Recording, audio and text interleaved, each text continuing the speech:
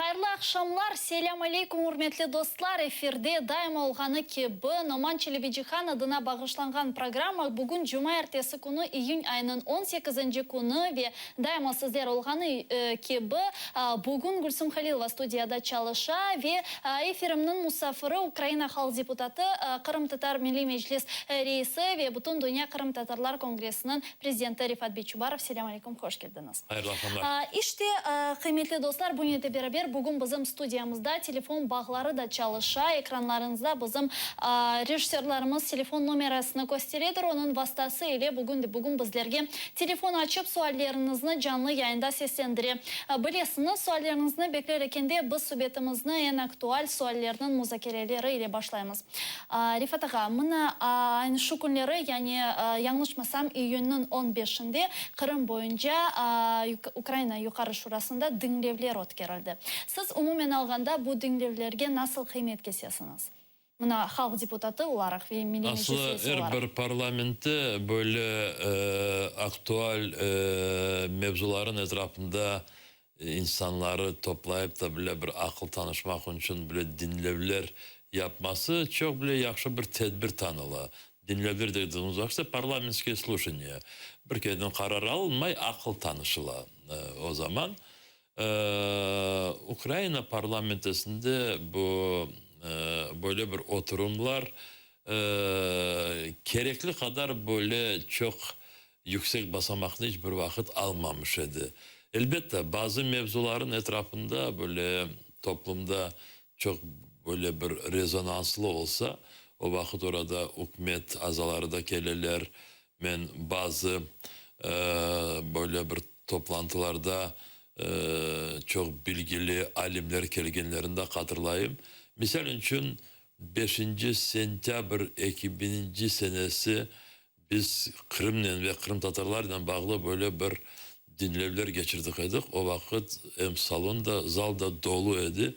Hem çıkışlar da böyle çok bilgili alimler ve siyasetçiler tarafından alıp varıldı. Şimdi 15. iyunda olğan bu toplantımız gerçekten de çok düşük bir seviyede geçti. Hükümetten bir tane bakan var idi ve 3 tane bakan yardımcıları. Milletvekillerden 5-6 kişi var idi mi yok idi. Hepsi işte Kırım'dan meraklı olan insanlar, Kırım Tatarları, diğer milletlerden kendi aralarında kendilerinin işte fikirlerini birbirlerine bildirdiler. Buna Rifat ağa, siz de bu dinlevlerde iştirak ettiniz ve bundan evvel herkes öz gayelerini işte teklif etti deyip aytınız. Asıl da siz bu teklif etilgen gayelerde nasıl bir gayege daha çok dikkat ayırdınız ve hangisi sizni daha çok celp etti? Şimdi böyle bakmaya gerek. Birinciden 2 haftadan son, bu toplantıdan son 2 haftadan son ne olsa da Ukrayna Yukarı Şurası milletvekilleri bu işte teklifleri yazılı şeklinde kabul edilmesine oyga çıkarılacak. Ve bu teklifler kabul edilgen son Ukrayna parlamentonun teklifleri gibi tanınacak her bir yerde. Biz şimdi bu tekliflerin etrafında çalışıyoruz, yazılı olan ve elbette en önemlisi başta bu reintegrasya etrafında çalışmak için. Reintegrasya demek işte yeniden bağlamak. Yeniden bir şeyini bağlamak için başta orasını işgalcilerden boşaltmak gerek ve o sebepten deokupasya ve reintegrasya diyeceğim Kırım'ı azatlaştırmak ve ondan sonra bütün bağlarını bağlamak böyle bir çalışma gibi göstermeye gerek deyip bunu çok önemli sayayım. Rifat ağa, rejissörlerimiz sayta bizim programımızda daima seyirciler işte baha ve meraklanalar. Yani şu sebepten başlamazdan evvel endi birinci sual geldi. Kabul eteyik. Alo, selam aleyküm. Akşamlar hayırlı olsun. Selam aleyküm. Selam aleyküm Рифат ага. Selam aleyküm Гульсум ханым. У меня такой вопрос, Рифат ага. На мой взгляд, у крымских татар очень слабая позиция в Верховной Раде. Почему бы не создать партию из числа крымских татар вот, и не усилить, так сказать, при принятии решений каких-либо законов, так сказать, голосами крымских татар. Sağ olun sualınız Если için. это вообще в будущем каким-то образом рассматривается. Sağ olun. Çok sağ olun. Buna rahatsızlanalım. bizim Kırım'da vatandaşlarımız. şimdi iftar zamanı gelmedim de siz onu unutmayacağız Yok ama. unutmayın Tamam. elbette de uç dakika var. Bizde Kiev'de de en az bir 45 dakika var ama Bizde de Kırım'da beklemek gerek. Kırım'da Var da bir 2 dakika erteleceğiz. var sizde Şimdi bu cevaplamağa. sual etrafında Rusça söylendi de ve belki Rusça cevabını vereyim. Проблема не в партии. Проблема, конечно, как численность Верховной Ради имеет во многих случаях определяющее значение. Но для меня, как мне представляется, очень важно, чтобы мы всегда были едины в наших устремлениях. Оккупация Крыма, агрессия России против Украины, захват Крыма показали то, что мы своей единой последовательной позицией, мы не просто стали известны миру, мы стали такой монолитной силой, с которой все считаются, без партии. Хотя, разумеется, надо привлекать симпатии партий, но симпатии партий привлекать, опять же, постоянностью своих позиций. Ямына Milli Meclisi'nin böyle kanunga kirsetilmesi, legal olması için de Bu hareket başka mesele. Bunun etrafında çalışıyoruz. Bilirsiniz şimdi bu gruplar kurula ve inşallah güzde hem Ukrayna anayasasını değiştirmeler gidermek için ve kanunlar için onlar hepsini parlamentoda registrasyon olacak. Çok sağ olun rejissörlerimizden sorarmız mı? Endi iftar vakti geldi mi, gelmeydi mi Kırım'da? Çünkü ilan etmek gerektir. Daha bir dakikamız var iftara. Evet, oradaki arkadaşlarımızı da oradaki vatandaşlarımızı da bir yanlıştırmayık da onlara vaktinde iftarlarını başlasınlar.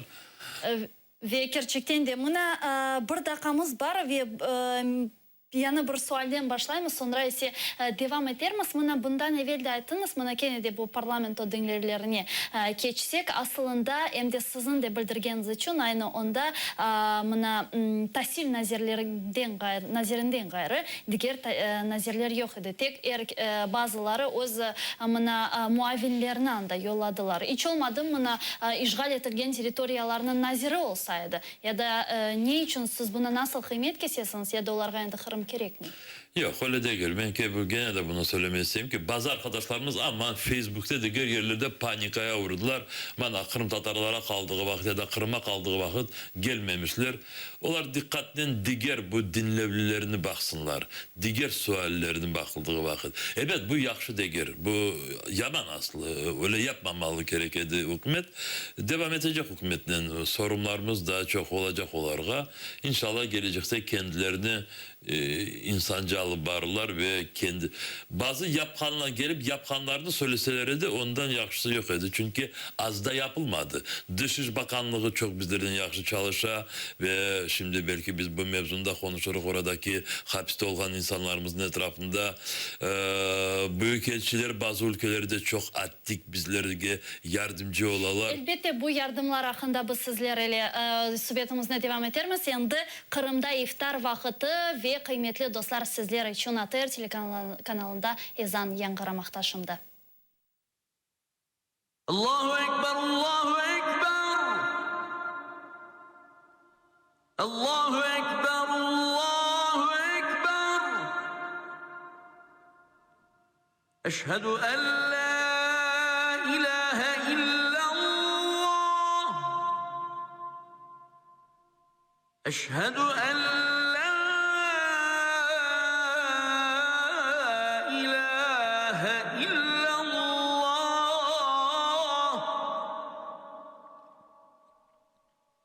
أشهد أن محمدا رسول الله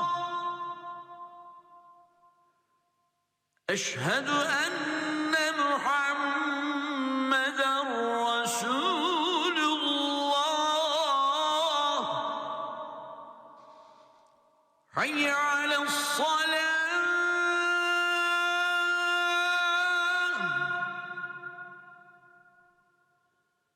حي على الصلاة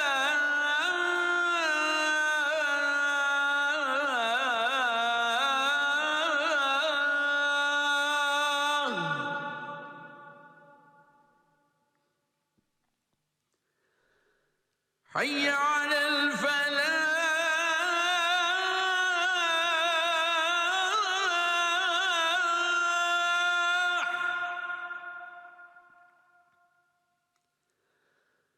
حي على الفلاح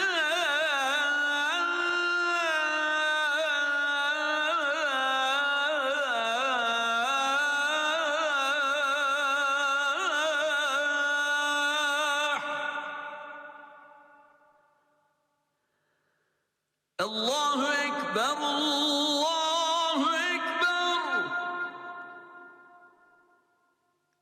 لا إله إلا الله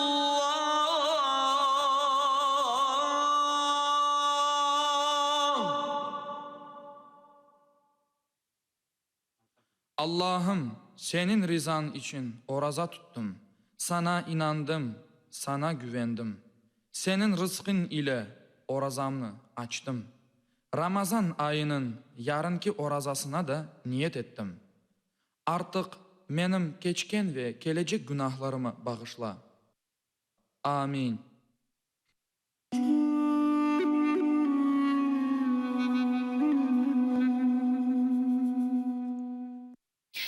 Hakikaten de Allah bizim yapkan dualarımızı kabul ve makbul eylesin, tutkan orazalarımızı da kabul etsin ve dinden imandan ayırmasın. Mukaddes Ramazan ayınız da bir kere mübarek olsun, hayırlı olsun deyip programımızına devam ettiğimiz kıymetli dostlarımın. Rifat Ağa, bundan evvel parlamento dinlevleri hakkında söz yürüteydik ve siz işte öz kıymetinizni bu nazirlerinin kelmegeni haqda keseydiniz, devam edeyik. İşte şimdi bunu söylemeye demirlere tırıştım da bazı bakanlıklar kelseler de ve kendileri yapkanlarını orada seslendirseler ediler. Menimce bu çok yaxşı olur idi ve Ukrayna toplumu da ve birinciden Kırım'daki insanlar ve Kırım Tatarlar hepsi burada yapkanlarına bazı yerlerden onların seslendirdiğinden daha çok haberci olabilirdiler. Misal için Dış İş Bakanlığı, şimdi biz Kırım Tatar Milli Meclis olarak dışarıdaki alıp bargan çok tedbirlerimizi ve yapkanlarımızı çok yerlerde Dışişleri Bakanlığı'nın beraber de alıp varıyıq. Ya onlar bize yardımcı olalar ya biz onlara bazı yerlerde bilmeyeyim kendilerimizin tekliflerimizi gösteririk ve yardımcı oluyoruz. Misal için bana bugün Mustafa Ağamız Cenevre'den geldi ve TÜNEV'in Cenevre'de orada insan hakları şurasının toplantıların etrafında böyle tögerek masalar oldu ve orada gene de Dışişleri Bakanlığı'nın bakan yardımcısı Kislitsa, bizim liderimiz Mustafa Gacimeli, Türkiye İYİT'in temsilcileri, oradaki insan Birleşmiş Milletler'in temsilcileri tögerek masada Kırım'da ve Kırım Tatarların durumunu anlatıp işte müzakere ettiler. Orada çok büyük elçiler gelmiş ediler. Ya da misal için Medeniyet ve Kültür Bakanlığı. Onlar da burada bütün bu bizim projelerimize, ballarımıza yardımcı olmak için alıp bargan bu çeşitli tedbirlerimizi geçirmek için 18. Mayıs'tan bağlı az yardımcı olmadılar. Mesele başkada. Mesele onda ki birisi şimdi burada devlet stratejisi olmadığı sebebinden şimdi böyle esabattan başka söylemeye birisi bir şey bilmeyi. Esabattan başka ne söyleyecekler? Ne vakit Kırım kendi bugündeki durumunu değiştirecek? Ne vakit işgalciler gidecekler? Ve başlıktan bunu söylemediği sebebinden bakanlıklar da bundan tıkaran bile uzakta kalırlar. Bunun da beraber bu dinlevler birçok suallerini ayetga kirsetdi ve sualler peyda oldu bu dinlevlerden. Bilemiz ki yukarı şurada birçok Kırım Tatar vekilleri de iştirak ettiler çeşit nazirliklerden ve bilemiz ki Linur İslamov da bütün Dünya Kırım Tatarlar Kongresi'nin vice-prezidenti ve şimdi Teşkilonkhan Numan Şilbiçkhan adına batalyonun komandiri olarak da işte iştirak etti ve öz münasebeti sonunda anda parlamentoda yani Kırım Tatar bayrağını astı. Ve ertesi gün birçok haberler çıktı ki mana bu bayrağını ondan alganlar. Yani sizni bu yapılgan hareket ne kadar tiydi ve aslında nasıl kıymet kesesiniz buna? Ne için böyle oldu? Elbette bayrak eğer bir yerde asılmış olsa o bayrakını oradan almağa, eğer başka şartlar olmazsa o alınmaz. Ya da koterilgen bir kere bayrak düşürülmez değiller ve bizim öyle yıllarımız da var. Rahmetli Ahmet Ağa, İhsan Ahmet Kırımlı bunu yazmış idi ve Server Kakura yanlışmasam bu yerini yaratmış idi. Ama şimdi burada böyle bir şey var. Bakınız. Orada bu dinlevler başlandırılmaz o günde bizim vatandaşlarımız oradaki rehberlik yapan parlamento başkan yardımcısının razılığının o bayrağını orada tiklediler. Çünkü bütün bu kameralar da çünkü Kırım'la ve Kırım Tatarlarla bağlı böyle sübet olacak orada. Ve elbette neden bizim bayrağımız olmayacak. Çok yaxşı yaptılar. Eminim ki onu orada tikledikleri vakit bu burada bütün erkun kalacak deyip ona öyle gelişmediler. Öyle razılık almadılar. Ama Lenur İslamov Tamam ki şimdi onu söyleyeceğim. Şimdi onu söyleyeceğim. Son Lenur Bey tribunadan sözünü bitirdiği vakit dedi bu bayrak dedi buradan hiç alınmayacak Kırım işgallerden azat edilmeyecek dedi. Böyle yerlerde böyle şeyler böyle kendi başına inisiyativa insan yapılabilir ve çok açık yürekten. Ama ya orada da bazı diğer şartlar var. Parlamentonun içinde. O zaman böyle şeylere çok dikkat olayık da ve kendilerimiz yaptığımız vakit sonlanacak emin olayık. O sebepten ben de mecburum söylemeye Ukrayna parlamentoda Kırım Tatar bayrağına bir yaxşı bir yer ayırmak için hem de orada bizler başladık bile konuşmaya. İnşallah olur. Ama bunu gerçekten de bir açıktan söylemeyi isteyeyim ki bir insan bir şey yaptığı vakit tıkaran düşünüp yapsın da hepsini böyle ağır bir durumga bırakmasın. Ve bazı yerlerde isteriklerde çok gerekli yok. Bunu söylemeyi istedim. Ne üçündür peyda oldu böyle isterikalar ve bu parlamentonin bağlı son bir sualim var sizge. Mına bununla beraber kine Lenur İslamov hakkında ayttıkanda yani şu çıkışında Numan Jelbecihan adına batalyonuna işte harbi kısım verilmesi için talapta bulundu iştirakçilerge ve aslında Ukrayna hakimiyetine. Sizce aslında bu talaplar nasıl gerçekleşebilir mi ve eğer de seyretkenler biledir Ukrayna muftisi Şeyh Ahmet Tamim de çıkışta bulundu ve aslında Müslümanlara karşı bir çıkış oldu deyip aytmak mümkün. Çünkü Ukrayna'da Müslüman batalyonunun bir Müslüman batalyonlarının teşkil olunmasına da karşı sözler ayttı ve bu Ukrayna muftisi aslında siz buna nasıl bakarsınız? Şimdi bakınız burada ben nasıl bakam, benim nasıl düşüncelerim bu o kadar önemli değil. Evet benim kendim pozisyonum insanlar her vakit bilişi gerek ki çünkü bazıları belki razı olmazlar, razı olurlar. Şimdi bu kuru iki kişinin çıkışı onu gösterdi ki bir meselelerin etrafında farklı fikirler olabilir. Ve devletini alsak ve devletin başındaki olan insanları alsak onlarda da çeşitli türlü fikirler olabilir.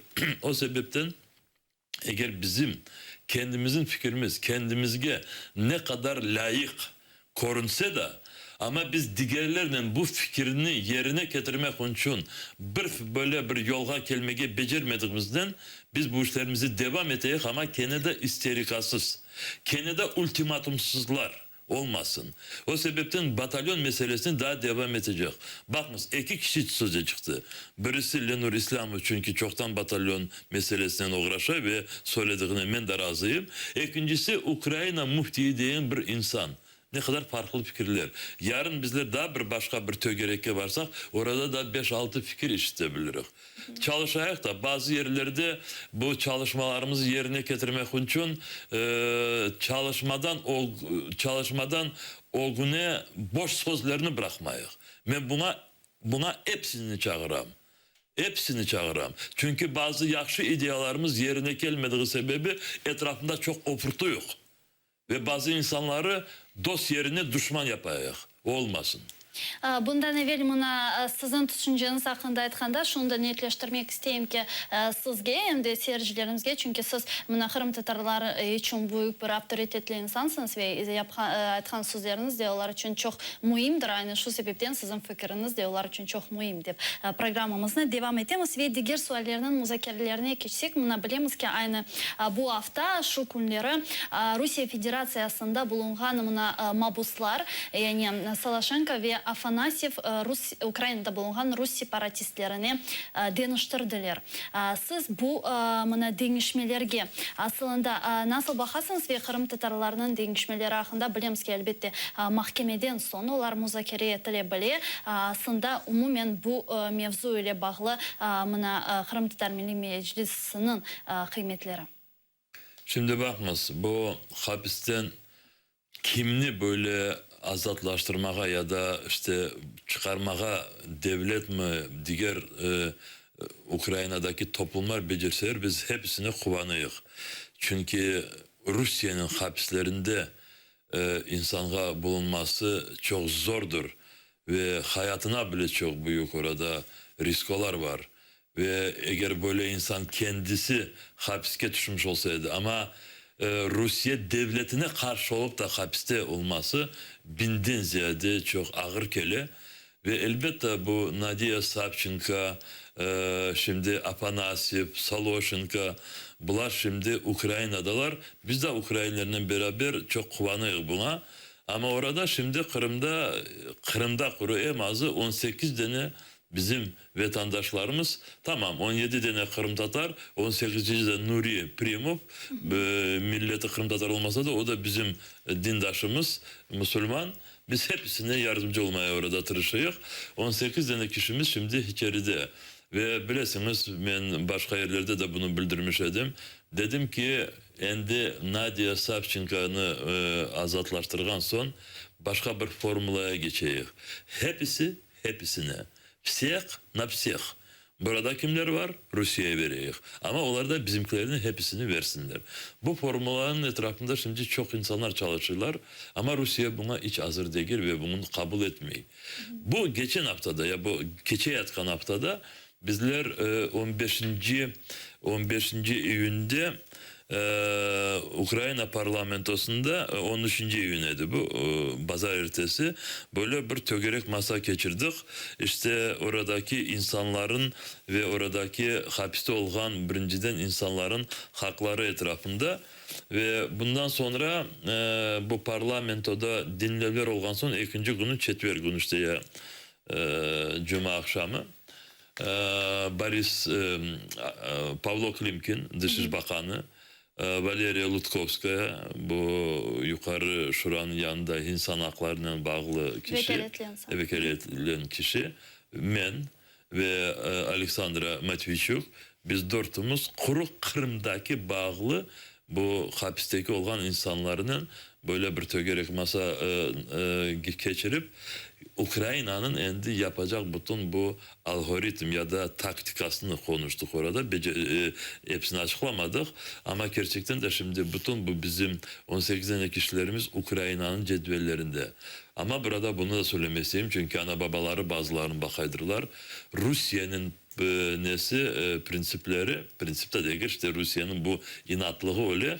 Mahkeme olmayınca, mahkeme kararı olmayınca onlar bu deniştirme için cedvellerge koymaya hazır değiller.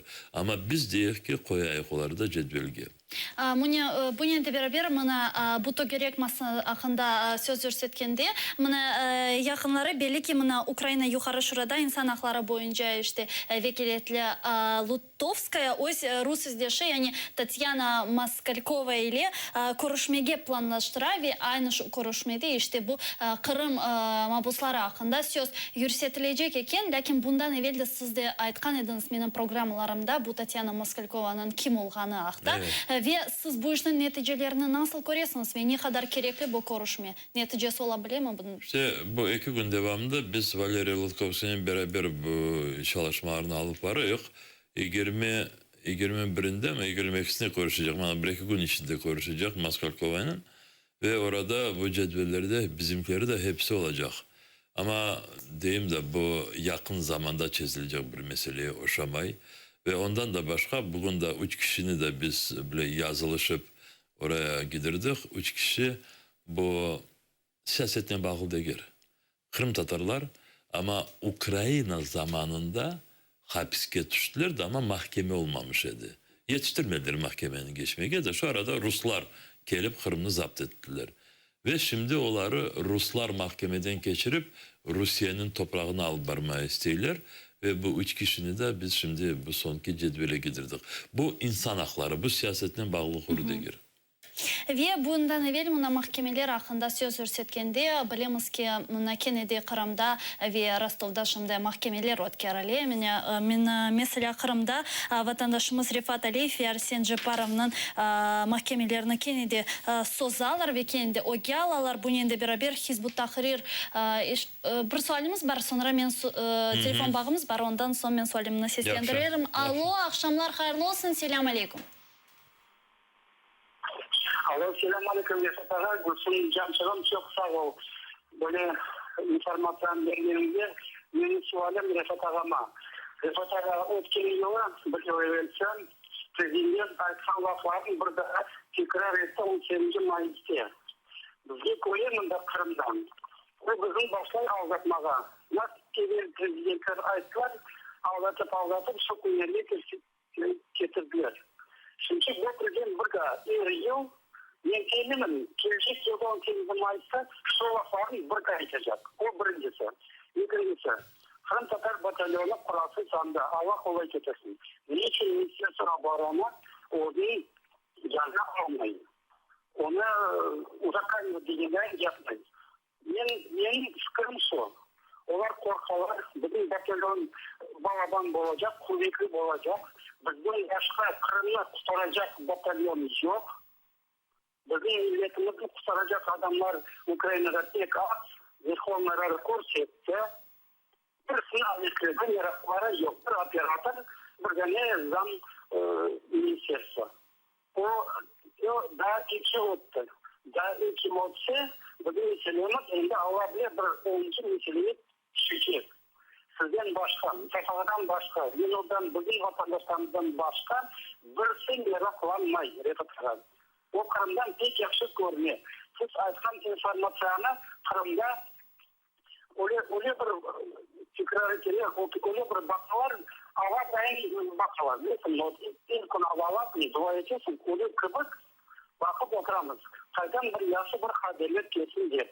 Kelmeyin, sizden başka birisi yaşı haberler aytmayın. Birisine meraklanmaylar.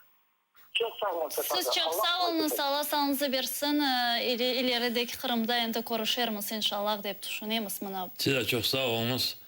Aramızdaki farklılık onda ki siz istediğinizi rahat rahat söyleyebilirsiniz. Ben de bazı istediklerimi böyle açıklamaya olmam. Açıklamaya olmadığım çünkü her bir sözün, her bir fikrin kendisinin yeri var. Ve kendisinin bile bir kıymeti de var. Söyledikleriniz çok şeylerine ben razıyım. Ama bakınız burada biz birinciden kendilerimiz yapacaklarımızı çok düşünüyoruz. Ve etrafımızdaki kimler olduğunu da her vakit analiz yapıyoruz.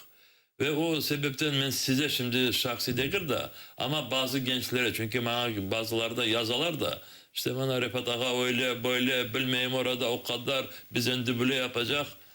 Bir şeyler yapmak öncesine düşünmeye gerek kimlerin yanındayız ve onlar bize bizim için neler düşünürler. Ve bazıları şimdi orada Kırım'da olanların çok analiz yapınız. Anlaşıldı ki Rusya oraya Kırım'a birisine yaxşılık yapmak için gelmedi. Birinciden Kırım Tatarlığa yaxşılık değil de yamanlık yapmak için geldi. O zaman böyle analizleri yapan son kendimize birinci kararını aldık. Rusya Kırım'ı koluna tuttuğu bizim için bütün geleceğimiz kapalı. Tamam Rusya oradan gitsin. Bu birinci karar. İkinci karar ya da ikinci düşüncelerimiz. Ya kimler bize bu yolda yardımcı olabilirler? Burada çok analiz yapmış ve anlaşıldı ki Ukrayna devletinden yakın bir yardımcı yok ama diğerleri de varlar. Onlarla da konuşuyoruz. Bizler çalışmalarımızı böyle alıp varıyoruz. Elbette buradaki siyasetçiler söylediğimiz gibi bazıları söylerler, ikinci gün unuturlar. Ama çok yerlerde endi unutmaya biz onlara şanslar vermeyiz. Ve Kırım'ın geleceği, Kırım'ın statüsü ya da Kırım Tatar milletinin bu kendi devletçiliğine akını orada kurmasını biz şimdi kuru Ukrayna'da konuşmayız. Biz bunu Amerikanlarla konuşuyoruz. Biz bunu Avrupa'daki ülkelerin liderlerine konuşuyoruz. Biz bunu Türkiye liderlerine konuşuyoruz. Çünkü hepsine biz anlatmaya istiyoruz ki gelecekte bu çok bile zor, ağırlık anlaşmalarda Kırım'ı Ukrayna'ya kaytarmak için Kırım Tatarlar ve Kırım Tatar devletçiliği bu meselelerini çözmek için böyle bir anahtar gibi kullanılacak. Kırım Tatarlarını anahtar gibi kullanmayacaklar. Onların aklarını ve ne kadar tez Kırım Tatarların akları Ukrayna'da açıklansa o kadar kolay Ukrayna'ya Kırım'ı geri kaytarması. Biz bunlarını anlatmaya çalışıyoruz. Elbette burada bizlerge inanmayan, işanmayan bazıları karşı olanları da varlar evet. Ama Allah'a şükür zaman çok değişti ve bizler hatalar yapmayız şimdi. Bizler bazı yerlerde keskinden keskin yapılmayan ya da becermeyen meselelerin etrafında daha çok ziyade barikatlar kurmayız. Bana bu mesele var. Ukrayna'da da var bu mesele de. Bu bazı yerlerde aramızda böyle tıkaran dar böyle anlamamışlık olsa biz bu anlamamışlarını genleştirmeyiz. Burası çok önemli. Şüphesizdir ki aytkanlarınız çok mühim ve bu yerde de sohbetimizde devam ederken de bana siz ayttınız da belli insanların, yolbaşçıların, liderlerinin Kırım hakkında sohbetine bana daima yürüsütesiz ve onlardan bilemiz ki yakınları siz NATO gen sekreteri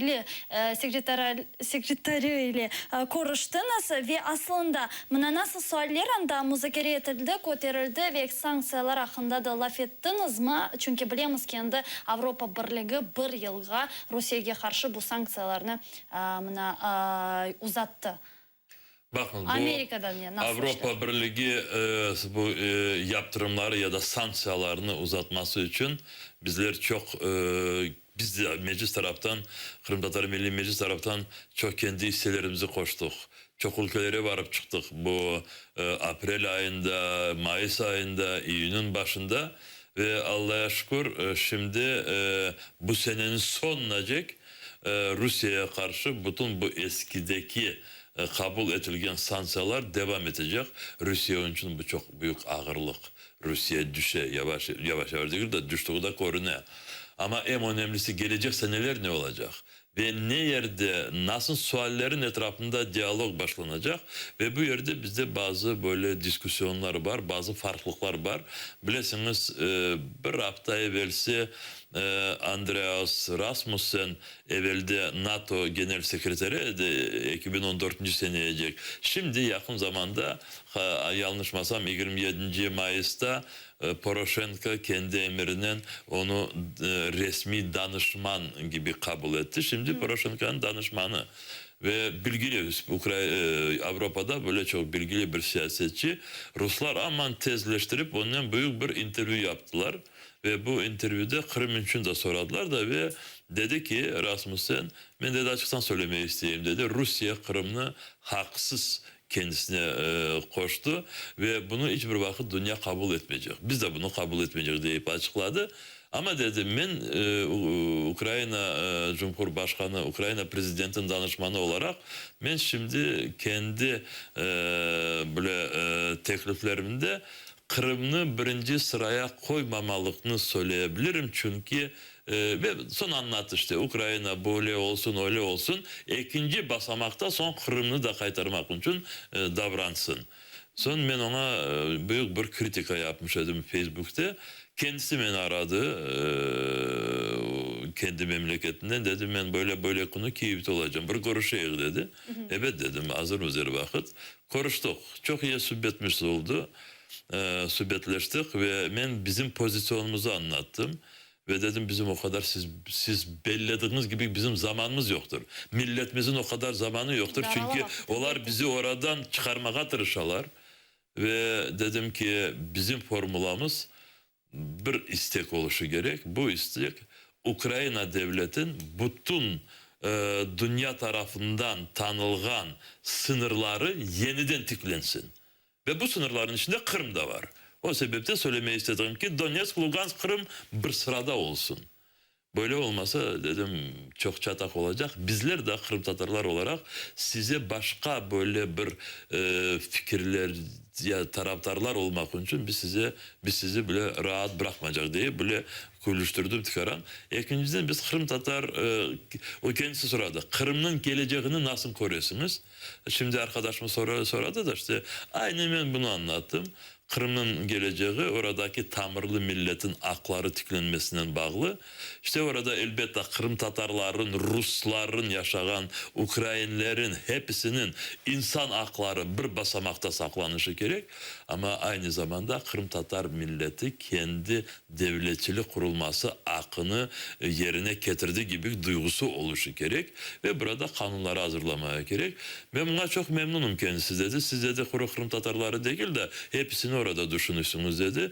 Bu bizim dedi bu gelecek işte bu diyalogumuza çok faydalı olabilir dedim. Ben dedim elbette olabilir. Kendisi çünkü Danya'dan bu Rasmussen ve oradaki azınlıklar milletlerin manatkaran durumunu da bildirdi. Ben de oraya varıp gelmiştim 90. seneleri. Yaxşı biliyorum orada Almanlar ve ikinci taraftan Danya'daki yaşayan şu toplumlar. İşte ben de dedim bana dedim işte biz de o Kırım'da onu düşünüyoruz da Kırım birinciden anayasada Ukrayna konstitüsyasında ya da işte anayasasında kendi statüsünü bu teritoriyal avtonomiyadan Kırım Tatar milli avtonomiya dönüştürecek. İnsanların bütün hakları bir basamakta kalacak. Şüphesizdir ve mına aklar hakkında söz görsetkende bilemiz ki kenedi hem de Rostov'da hem de Kırım'da bundan evvel soramak istedim imkan olmadı. Vatandaşlarımızın mahkemeleri mına kenedi sozula ve mesela Kırım'da iki vatandaşımız mahkemesi kenedi ogi alındı ve Rostov'da olgan 4 tane vatandaşımız Hizbut Tahrir işi boyunca da mahkemelere geçti ve kenedi onlar sozula. Sizin bu iş boyunca izatınız. Gerçekten de bu siz söyledikleriniz her gün mahkemeler devam etti. Hepsine hükümler Kırım'da şimdi bu orada hapiste olanların zamanını uzatlaştırıyorlar. Ve 4 tane dindaşlarımızı da şimdi Kırım'dan Rostov-na-Donu Rusya'nın toprağındaki şehre alıp bardılar. Bunlar Nuri Primov, Ruslan Zeytulayev, Rustem Vaistov ve Ferhat Seyfulayev. Bu arkadaşlarımızın YouTube'da videosunu siz de göstermiştiniz. Evet, ATR'de sizin sitenizde de var. Ben bütün bu vatandaşlarımız koruyanını istedim. İnsanlar ne kadar kendilerini kahraman gösterirler. Böyle bir panikasız işte ne kadar namuslu olanlarını gösterirler. Ve orada bunu Nuri Primov diyelim. Orada değil Ukrayna'daki de biz çok ağırlıklarını koruyamayız diye. Ama oradaki siz bu demokrasi prensiplerini sakladığınız çok gerekli. Çünkü Rusya'daki gibi olmasın diye. İşte oradaki olduğu sebebinden biz bunu Dışişleri Bakanlığı'nın keskinden de konuşmuştuk ve kontrol yapayık. Burada Rostov'daki olan Ukrayna konsolosları o mahkemeye gelirler. Ve mahkemede bu mahkemeni kontrol etmeye çalışırlar. Ve bu 4 tane kişimiz orada kendileri bile özleri kalganı gibi o kadar duymaylar. Çünkü bir taraftan advokatları geldi, bir taraftan yakınları geldiler. Üçüncü taraftan da Ukrayna'dan resmi işte konsoloslar geldiler. Bu taraftan çok yakşı. Ben bu videonu koyarken son işte bu sebepten bir kere de kendi Facebook'umda böyle bir işte müracaat gibi ki böyle kendi bazı fikirlerimizi milletimize Kırım'daki hepsini anlatmaya tırıştım ve bunu bir kereden söylemeye isteyeyim. Evvel programlarda da bunu söylerdim. Bu mukaddes Ramazan günleri işte bu 18 tane korantaların birisini unutmayıq. Oradaki bazı yeni inisiyativalar da var ballar için. Ne kadar çok vatandaşlarımız bunların evlerine varıp da ne kadar onlar kendilerini bile namuslu alıp da bir şey soramasalar da ama hem maddi hem böyle moral tarafından yardımcı olsunlar. Bu insanlar buna çok muhtaçlar. Kendileri söylemeseler de söylemeyecekler. Çünkü bunlar çok namuslu, çok dinciler ve birisine söylemeyecekler. Bana buna balalarımız muhtaçlar ya da buna, ama bizler var ayak olarak. Sizler çok sağ olunuz Rifat Ağa ve ne yazık ki endi programımız yekunlenmekte ve sorularga gelip cevap vergeniz için büyük teşekkürler bildiremiz. İnşallah bizden de şimdi bir 10 dakikadan bize de iftar başlanacak. İnşallah endi bekleyiz. Oradaki bütün arkadaşlarımız kendi niyetlerini yerine getirdikleriniz için hayırlı olsun diyeyim. Allah kabul etsin ve yarına da bütün vergen niyetlerimiz oları da Allah yerine getirmesi yardımcı olsun. İnşallah. Mına suhbetimizni yürsetkende benim aklıma böyle güzel bir ibare geldi. Mına gam ve keder aslında insanı mükemmellikке sürükley. Bugün olgan hadiseler bizlerini daha da güçleştire ve birleştire. Olar bunun farkında değiller aslında. Biz ise bu güç ve birlikni bugün kullanmak gerekmiz. Kullanmak gerekmiz de kök bayrağımızı en tepelerde tikleyik. Bu bizim en büyük istegimiz değil mi? Aslında ne degen şair? Pek isteyim yurtumda milletimnin artkanını. İstemeyim herkes uzun arabasını tartkanını. Beğenirim milletime iyi şeyler yapkanını. Öz halkının paylaşkan elallıknen tapkanını. Arzulayım milletimnin ayakka tez turganını. Kırım adlı vatanında milli devlet kurganını. Karşısında düşman çıksa onu derhal urganını, istemeyen bazı birinin yolunu çetke burganını. İlerideki yayınlarımızda görüşkence kıymetli dostlar, mukaddes Ramazan ayınız hepimizge hayırlı ve mübarek olsun.